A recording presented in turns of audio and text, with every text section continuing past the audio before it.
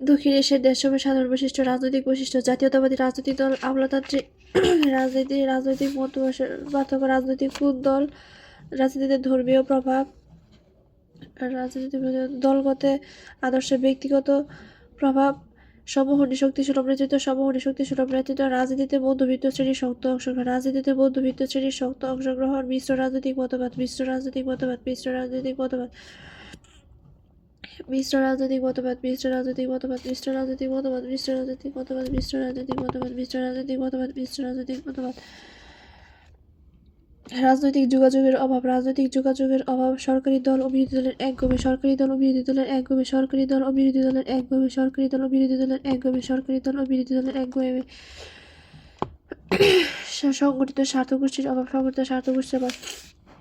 নবীন ও প্রবীণ রাজনীতিবিদদের মধ্যকার বিরোধ, নবীন ও প্রবীণ রাজনীতিবিদদের মধ্যকার বিরোধ। একাত্মতার চেতনার অভাব, একাত্মতার চেতনার অভাব। রাজনীতিতে আন্তর্জাতিক প্রভাব, রাজনীতিতে আন্তর্জাতিক প্রভাব, রাজনীতিতে আন্তর্জাতিক প্রভাব, রাজনীতিতে আন্তর্জাতিক প্রভাব, রাজনীতিতে আন্তর্জাতিক প্রভাব,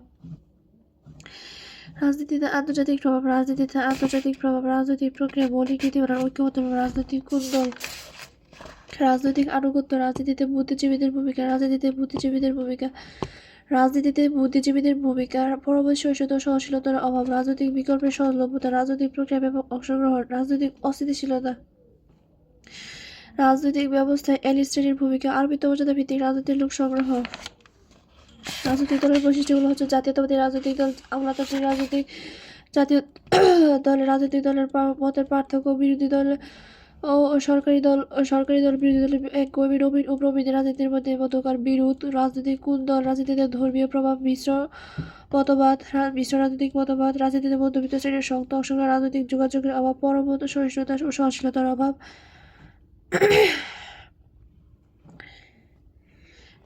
রাজনৈতিক দৃষ্টিভঙ্গির পার্থক্য, দলগত আদর্শ, ব্যক্তিগত প্রভাব। রাজনৈতিক অস্থিতিশীলতা, রাজনৈতিক বিকল্পের সহজলভ্যতা, রাজনৈতিক প্রক্রিয়ায় ব্যাপক অংশগ্রহণ, রাজনৈতিক আনুগত্য। জাতীয়তাবাদী রাজনৈতিক দল। দক্ষিণ এশিয়ার বিভিন্ন রাষ্ট্রসমূহে জাতীয়তাবাদী রাজনৈতিক দলের অস্তিত্ব বিদ্যমান। এটা এই অঞ্চলের একটি বিশেষ বৈশিষ্ট্য। দক্ষিণ এশিয়ার বিভিন্ন রাষ্ট্রসমূহে জাতীয়তাবাদী রাজনৈতিক দলের অস্তিত্ব বিদ্যমান। এটাই অঞ্চলের একটি বিশেষ বৈশিষ্ট্য। ঔপনিবেশিক শাসন আমলের এসব দেশের পাশ্চাত্য শিক্ষায় শিক্ষিত কতিপয় গোষ্ঠী জাতীয়তাবাদী চেতনা গড়ে তোলার লক্ষ্যে জাতীয়তাবাদী রাজনৈতিক দল গড়ে তোলে। এসব রাজনৈতিক দল স্বাধীনতা লাভের জন্য সংগ্রাম আন্দোলন শুরু করে। এরই ধারাবাহিকতায় স্বাধীনতা অর্জিত হয়। যেসব নেতৃবৃন্দ রাজনৈতিক দল গড়ে তোলে তাদের মধ্যে উল্লেখযোগ্য হলেন ভারতীয় জাতীয় কংগ্রেস নেতা পণ্ডিত জওহরলাল হক নেহরু, মুসলিম লীগ নেতা মোহাম্মদ আলী জিন্নাহ এবং ফ্রিডম পার্টি নেতা বন্দর নায়েক প্রমুখ নেতৃবৃন্দ।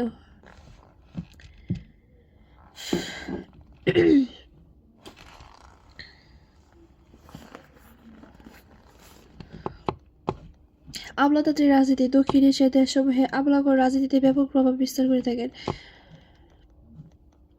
স্বাধীনতা প্রাপ্তির পর দক্ষিণ এশিয়ার জনগণের ব্যাপক দায়িত্ব আমলাদের উপর অর্পিত হয়, যে কারণে আমলাগণ ধীরে ধীরে রাজনীতিতে সম্পৃক্ত হতে থাকেন। এর ফলে দেখা যায় আমলা ও রাজনীতিবিদদের মধ্যে দ্বন্দ্ব, তবে আমলারা জয়ী হয়।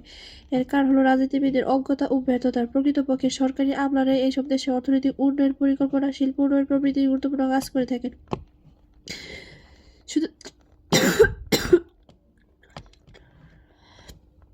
শুধু তাই নয়, আমলারা নীতি নির্ধারণের ক্ষেত্রে বিশেষ ভূমিকা পালন করে থাকেন, সেই কারণে তারা রাজনীতিতে গুরুত্বপূর্ণ হয়ে উঠেছে।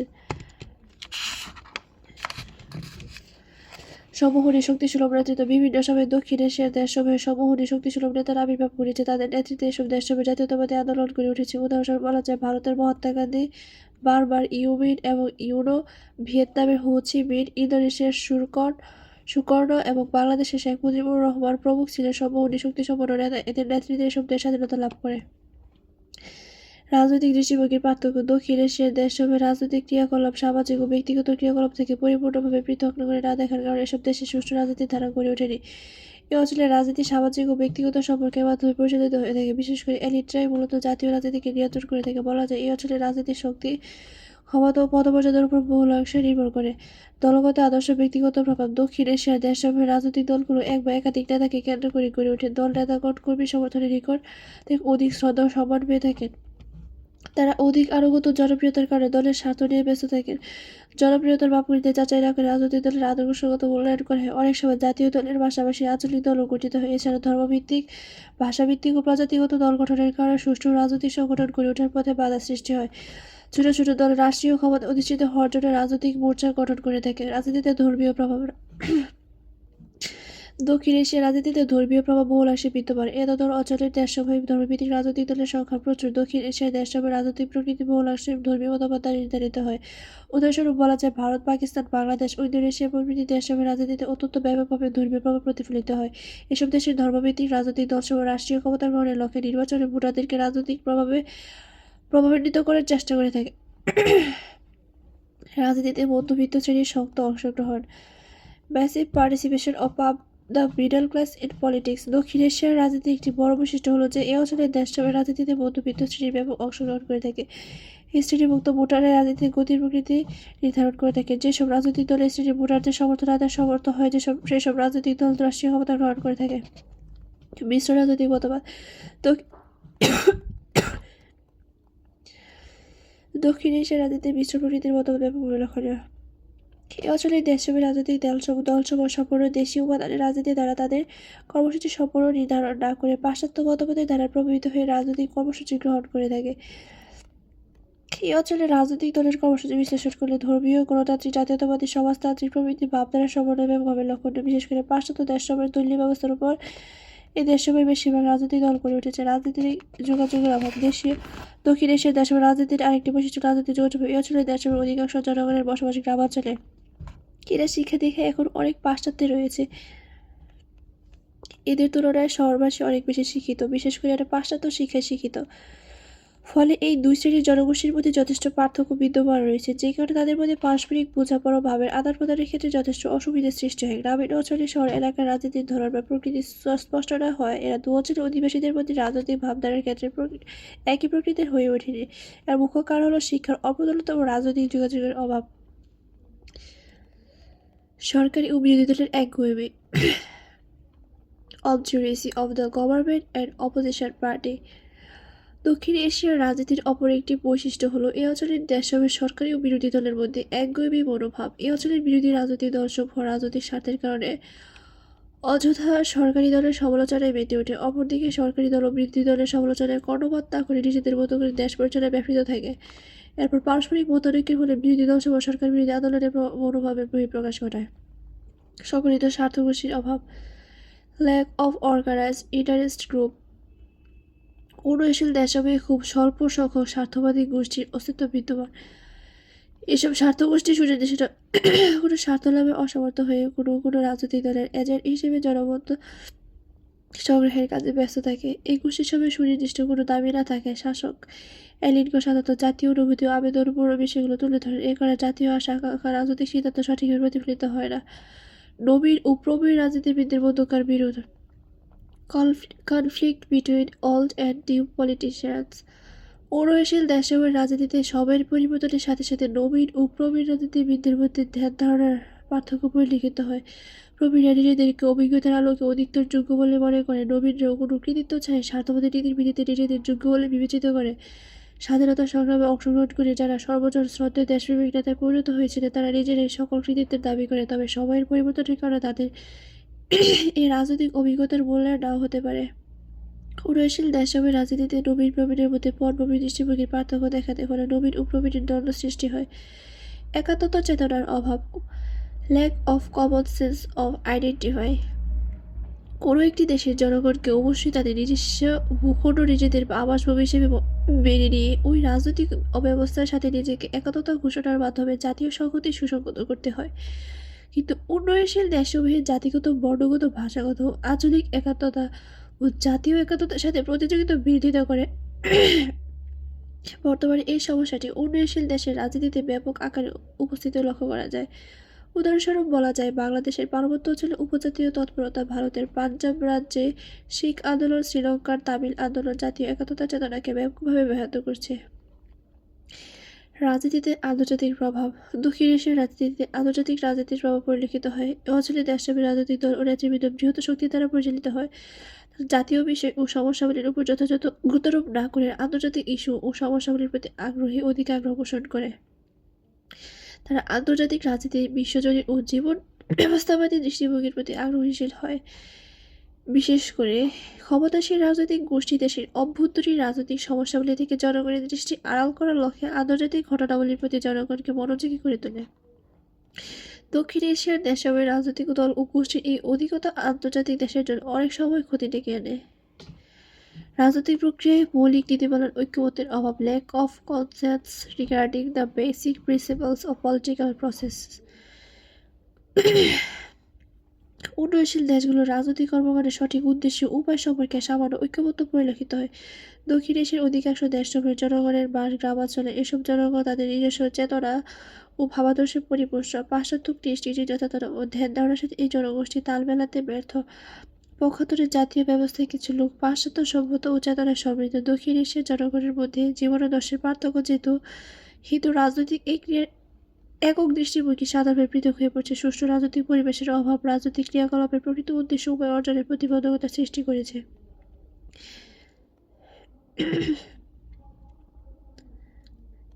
রাজনৈতিক কুন্দল। দক্ষিণ এশিয়ার রাজনীতির একটি বৈশিষ্ট্য হল দলাদলি ও কুন্দল।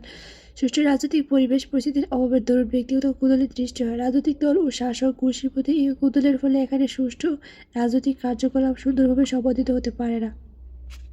দক্ষিণ এশিয়ার যে কোনো দেশের রাজনৈতিক কার্যকলাপ দিকে দৃষ্টিপাত না করলে তাতে অভ্যন্তরীণ দলীয় মতানৈক্য কুন্দল প্রভাবিত হয়ে ওঠে। এই কারণে রাজনৈতিক নেতৃবৃন্দের ঘন ঘন দল বদল, যত্রতত্র রাজনৈতিক দল গঠন, দলে ভাঙন সৃষ্টিতে প্রয়াসী হন। ভারত, বাংলাদেশ, পাকিস্তান, মালয়েশিয়া, ইন্দোনেশিয়া ও শ্রীলঙ্কার রাজনৈতিক ক্রিয়াকলাপের দিকে দৃষ্টিপাত করলে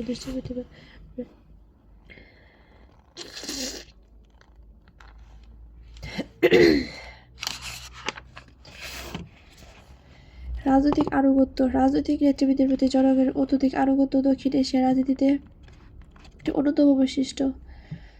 লক্ষ্য করলে দেখা যায় যে জনগণ কোনো আদর্শ বা নীতির প্রতি যতটুকু অনুগত ও আস্থাশীল তা অপেক্ষা কোনো রাজনৈতিক দল বা নেতার প্রতি তার অধিক আরও অনুগত। এখানে দেশ ও দলের চেয়ে নেতা বড়। জনগণের এই অধিক মাত্রা নেতাদের আনুগত্যের কারণে নেতৃবৃন্দ জনগণের মতামতের অধিক তোয়াক্কা না করে নিজেদের খেয়াল খুশিমতো সিদ্ধান্ত গ্রহণে যথেচ্ছ স্বাধীনতা ভোগ করে। ফলে কোনো সুষ্ঠু নীতি অপেক্ষা এখানে নেতৃবৃন্দের ইচ্ছা ও স্বার্থসহ রাজনৈতিক সিদ্ধান্তে রূপান্তরিত হয়। রাজনীতিতে বুদ্ধিজীবীদের ভূমিকা। Role of intellectuals in politics. দক্ষিণ এশিয়ার দেশসমূহে বুদ্ধিজীবীগণে জাতীয়তাবাদী চেতনার বিকাশ ঘটায়। তাদের এই জাতীয়তার চেতনা উপনিবেশিক শাসনের বিরুদ্ধে স্বাধীনতা সংগ্রামে সমগ্র জাতিকে উদ্বুদ্ধ করতে সহায়তা করে। নতুন রাষ্ট্রসমূহের স্বাধীনতা অর্জন ও পরবর্তীতে এসব রাষ্ট্রের অস্তিত্ব টিকিয়ে রাখতে বুদ্ধিজীবীরা উন্নয়নশীল দেশের রাজনীতিতে বিরাট ভূমিকা পালন করেন। বুদ্ধিজীবীগণ স্বদেশের জনগণের মধ্যে জাতীয়তাবাদ, গণতন্ত্র, সাম্য ও মৈত্রীর জয়গান প্রচার করেন। বুদ্ধিজীবীরা উন্নয়নশীল দেশের রাজনৈতিক জীবন গড়ে তোলেন এবং অনেক সময় রাজনৈতিক ক্ষেত্রে তারা নেতৃত্ব দান করেন। আধুনিককালে উন্নয়নশীল দেশগুলোতে রাজনীতির গতিপথ নির্ধারণে বুদ্ধিজীবীরা রাজনৈতিক ক্ষেত্রে বিপুল প্রাধান্য বিস্তার করেছেন। রাজনীতিতে সামরিক শক্তির হস্তক্ষেপ। এই অঞ্চলের অধিকাংশ দেশসমূহের রাজনৈতিক সংগঠনসমূহ জনগণের আশা আকাঙ্ক্ষা পরিপূর্ণভাবে বাস্তবায়িত করতে ব্যর্থ হয়। ধরুন, সামরিক বাহিনী রাজনীতিতে হস্তক্ষেপ করে রাষ্ট্রীয় ক্ষমতা কুক্ষিগত করে।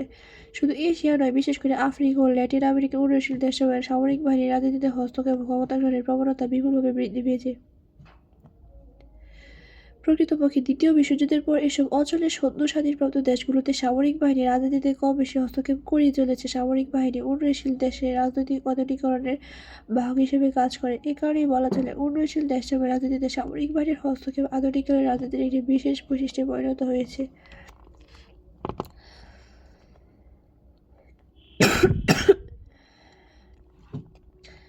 পরমা সহিষ্ণুতা ও সহনশীলতার অভাব। গণতন্ত্রের প্রাণ হল পরমা সহিষ্ণুতা। গণতন্ত্রকে কার্যকরী করতে হলে গণতান্ত্রিক সমাজকে সহনশীল হতে হবে। লক্ষ্য করে দেখা যায় দক্ষিণ এশিয়ার দেশসমূহের রাজনৈতিক নেতাদের মধ্যে প্রভাব পরিস্ফুটিত। দলীয় নেতাদের পরস্পরের মতামতের প্রতি শ্রদ্ধাবোধের অভাব, ভুল বোঝাবুঝি ও দ্বন্দ্ববিরোধ এসব দেশে দিন দিন বৃদ্ধি পাচ্ছে। এসব ব্যতীত যে পদ্ধতিতে সরকার সিদ্ধান্ত গ্রহণ করে সেই গণতান্ত্রিক পদ্ধতি ধীর গতিতে কাজ করে। লক্ষ্য করা যায় যে দক্ষিণ এশিয়ার বিভিন্ন দেশের শাসক শ্রেণীর মধ্যে সময় সংক্ষিপ্ত এবং জাতীয় ঐক্য প্রতিষ্ঠা ও দেশের পুরাতন অর্থনৈতিক কাঠামোকে আধুনিক ধাঁচে রূপান্তর করার জন্য শক্তিশালী সরকার অত্যাবশ্যক। এজন্য তারা বিরোধী দলের প্রতি সহনশীলতা আগ্রহী নয়, ফলে এসব দেশে রাজনৈতিক উন্নয়ন ও স্থিতিশীলতা বিনষ্ট হয় এবং ধ্বংসাত্মক কার্যকলাপ বৃদ্ধি পায়। রাজনৈতিক বিকল্পের সলভতা উন্নয়নশীল দেশে রাজনীতিকে সামাজিক ও ব্যক্তিগত সম্পর্কের বিষয় হতে সুস্পষ্টভাবে পৃথকীকরণ না করে কোনো গোষ্ঠী বা ব্যক্তিবিশেষ একই সাথে একাধিক উপায়ে রাজনৈতিক ক্ষমতায় অংশগ্রহণের সুযোগ পায়। বলা যায়, এসব দেশে যারা সামরিক বাহিনীতে নিয়োজিত থাকলেও এরা মাঝে মাঝে রাজনৈতিক ক্ষমতা অধিষ্ঠিত হন। রাজনীতি নিরপেক্ষ কর্পোরেশনের গুরুত্বপূর্ণ পদস্থিত এসব ব্যক্তিবর্গ প্রত্যক্ষ বা পরোক্ষভাবে কোনো স্বৈরশাসকের সাথে আঘাত বা ঘনিষ্ঠ সম্পর্ক গড়ে তুলে গণতন্ত্রের প্রক্রিয়াকে বিলম্বিত করে। এসব ব্যক্তিবর্গ কোনো না কোনো রাজনৈতিক দলের বিশেষ এজেন্ট হিসেবে কাজ করেন। গণবিচ্ছিন্ন রাজনৈতিক অভিজ্ঞতাহীন এসব ব্যক্তিবর্গকে নানা পদ ও প্রলোভন দিয়ে নতুন সরকারের যোগদানে উৎসাহিত করা হয় কিংবা বাধ্য করা হয়। এই কাজটি গণতান্ত্রিক বলে পরিচিত দলসমূহের পক্ষ থেকে করা হয়। রাজনৈতিক প্রক্রিয়ায় ব্যাপক অংশগ্রহণ উন্নয়নশীল দেশসমূহের রাজনৈতিক প্রক্রিয়ার অপর একটি বৈশিষ্ট্য হল উচ্চ হারে রাজনৈতিক প্রক্রিয়ায় নতুন সদস্যের সম্পৃক্ততা। নগরায়ন ও শিল্পায়নের ফলে শহরে নতুন সদস্যের এই আবির্ভাব অতি দ্রুত বৃদ্ধি পায়। জাতীয় রাজনীতি সম্পর্কে যারা অভিজ্ঞতা সম্পন্ন আগ্রহী তারা সরাসরি অন্য কোনো কাজে জড়িত না হয়ে রাজনীতিতে প্রবেশ করে। তাই বলা হয়, here the most common trade in politics. রাজনৈতিক অস্থিতিশীলতা উন্নয়নশীল দেশগুলোর আরেকটি সাধারণ বৈশিষ্ট্য হল রাজনৈতিক অস্থিতিশীলতা। আধুনিকরণের পথে ধাবমান এসব দেশসমূহ তাদের রাজনৈতিক ব্যবস্থাকে স্থিতিশীল করার শত চেষ্টা করেও তাদের সফল কাম হতে ব্যর্থ হচ্ছে। গণতন্ত্রকে তারা মনে প্রাণে লালন করলেও তা বাস্তবায়নের শত চেষ্টা করেও ব্যর্থ হচ্ছে। এশীয় ও আফ্রিকার দেশগুলো যাদের অধিকাংশ উপনিবেশ ছিল স্বাধীনতা লাভের পর পশ্চিমা ধাঁচের গণতান্ত্রিক ব্যবস্থাকে নিজেদের রাজনৈতিক ব্যবস্থা হিসেবে গ্রহণ করেছে, রাষ্ট্রপতি শাসিত অথবা সংসদীয়। কিন্তু অধিকাংশ ক্ষেত্রে আর্থসামাজিক ও রাজনৈতিক কারণে এসব ব্যবস্থা ব্যর্থ হয়েছে। বর্তমানে সব দেশের সরকার অপেক্ষাকৃত স্থিতিশীল হলেও স্থিতিশীল রাজনৈতিক ব্যবস্থা অপেক্ষাকৃত স্থিতিশীল প্রতিষ্ঠিত এখনও হয়নি, অর্থাৎ এসব দেশের রাজনীতি এখনও স্থিতিশীল নয়। রাজনৈতিক ব্যবস্থায় এলিট শ্রেণীর ভূমিকা ঔপনিবেশিক শাসন শোষণের নাগপাশ থেকে মুক্তি লাভের পর উন্নয়নশীল দেশসমূহের অধিকাংশ রাজনীতিতে এলিট শ্রেণীর আবির্ভাব ঘটে। স্বাধীনতা লাভের পর এসব এলিটগণ রাষ্ট্রের সার্বিক কল্যাণে নিজেদের জড়িত রাখতে তৎপর হয়ে ওঠেন। প্রশ্ন হল, এলিট কারা? উত্তরে বলা যায়, এলিট হচ্ছে বিশেষ এক ধরনের সংখ্যালঘু প্রভাবশালী দল যারা ক্ষমতায় থেকে অন্যের উপর প্রভুত্ব বিস্তার করে এবং রাজনৈতিক, সামাজিক, অর্থনৈতিক, সাংস্কৃতিক তথা সামগ্রিক জাতীয় জীবনে নেতৃত্ব দান করেন এবং এসব বিশ্বের সাথে সমৃদ্ধ জীবন উপকরণসমূহে সর্বাধিক অংশ ভোগ করেন। আধুনিককালে উন্নয়নশীল রাষ্ট্রসমূহের সমস্যা ও ভবিষ্যৎ সম্পর্কে রাজনৈতিক এলিটদের ভূমিকা বিশেষ স্থান অধিকার করেছে। তাদের নিয়ন্ত্রণমূলক পদ ও পদমর্যাদা উন্নয়নশীল দেশের সরকারের মধ্যে গুরুত্বপূর্ণ সিদ্ধান্ত গ্রহণকারী প্রতিষ্ঠানসমূহের অভ্যন্তরীণ প্রধান যারা অনিবার্য হয়ে উঠেছে। প্রতিনিয়তই উন্নয়নশীল দেশসমূহের বিভিন্ন প্রকার পরিবর্তন ও রূপান্তর সাধনের প্রেক্ষিতে সাধারণ জনগণ নয় বরং এলিট শ্রেণীর সংগত কারণে নেতৃত্ব ও পরিচালনার দায়িত্বপ্রাপ্ত হন। আরোপিত মর্যাদা ভিত্তিক রাজনৈতিক লোক সংগ্রহ অ্যাসক্রিপশন ক্রাইটেরিয়ন বেসাল পলিটিক্যাল রাজনৈতিক নির্দিষ্ট দায়িত্ব পালনের জন্য ব্যক্তির যোগ্যতা বা উপযুক্ততার উপর ভিত্তি করে রাজনৈতিক লোক সংগ্রহ করা হয়। লোক সংগ্রহের ব্যক্তির যে যোগ্যতার উপর গুরুত্ব আরোপ করা হয় তা তার অর্জিত গুণ বা যোগ্যতা নয়।